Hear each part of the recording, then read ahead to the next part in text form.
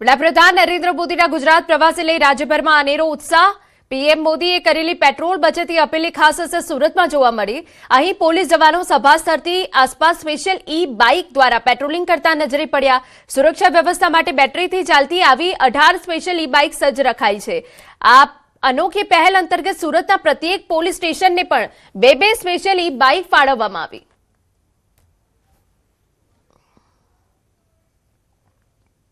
प्रधानमंत्री नरेंद्र मोदीए पेट्रोल माटे थई अने खास अपील जे छे ते देशवासीओने करी छे। त्यारे सूरतना प्रवास अंतर्गत बेटरीथी संचालित बाइको जे छे ते पण जोवा मळी रह्या छे। आ बाइकथी संचालित जे पोलीस जवानो जे छे तेना द्वारा पेट्रोलिंग करता नजरे पड़ी रह्या छे। आ बाइक जे छे के जे बेटरीथी संचालित थाय छे अने तेना द्वारा आ तमाम जे स्टाफ पोलीसकर्मीओ जे छे ते प्रधानमंत्री नरेंद्र मोदीनी सुरक्षाने अंतर्गत तमाम प्रकारनी तकेदारी जे छे ते राखी रह्या छे। आ केवी रीते कार्यरत थाय छे अने आ केटला किलोमीटर सुधी फरी शके छे, आनी विशेषता शुं छे? आ बाइक इलेक्ट्रिक थी चाले छे अने बेलेन्स उपर चाले छे। आमां कई एक्सेलेटर के एवुं आवतुं नथी, ब्रेक एवुं आवतुं नथी। आपणा बेलेन्स उपर, बेलेन्स थी आगळ चाले छे, बेलेन्स थी पाछळ चाले छे, बेलेन्स थी ऊभी रहे छे। चार्जिंग वाળી છે, બેટરી સિસ્ટમ છે। આમાં બેટરી ચાર્જ કરો એટલે ચાર્જિંગ ઉપર ચાલે છે। કેટલા પોલીસ સ્ટેશનમાં આ પ્રકારના બાઇક આપવામાં આવ્યા છે અને હવે કેટલા પોલીસ જવાનો આ રીતે અહીંયા મોદી સાહેબના કાર્યક્રમની અંદર આ પેટ્રોલિંગ કરી રહ્યા છે? આ બાઇક દરેક પોલીસ સ્ટેશનમાં બે બાઇક આપેલી છે અને અહીંયા હાલ અત્યારે 16 થી 18 બાઇક જેટલી પેટ્રોલિંગ કરી રહી છે વિસ્તાર।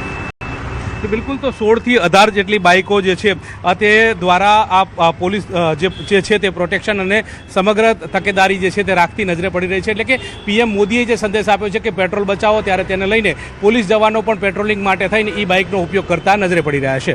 અમિત શર્મા સાથે ગૌતમ શ્રીમાળી, ન્યૂઝ 18 ગુજરાતી, સુરત। વડાપ્રધાન નરેન્દ્ર મોદીના સુરત પ્રવાસે લઈ સાંસદ મુકેશ દલાલનું નિવેદન સામે આવ્યું। તેમણે જણાવ્યું કે આજે વિશ્વ પર્યાવરણ દિવસ છે, સાથે પીએમ મોદીએ ઈંધણ બચાવવાની અપીલ પણ કરી છે।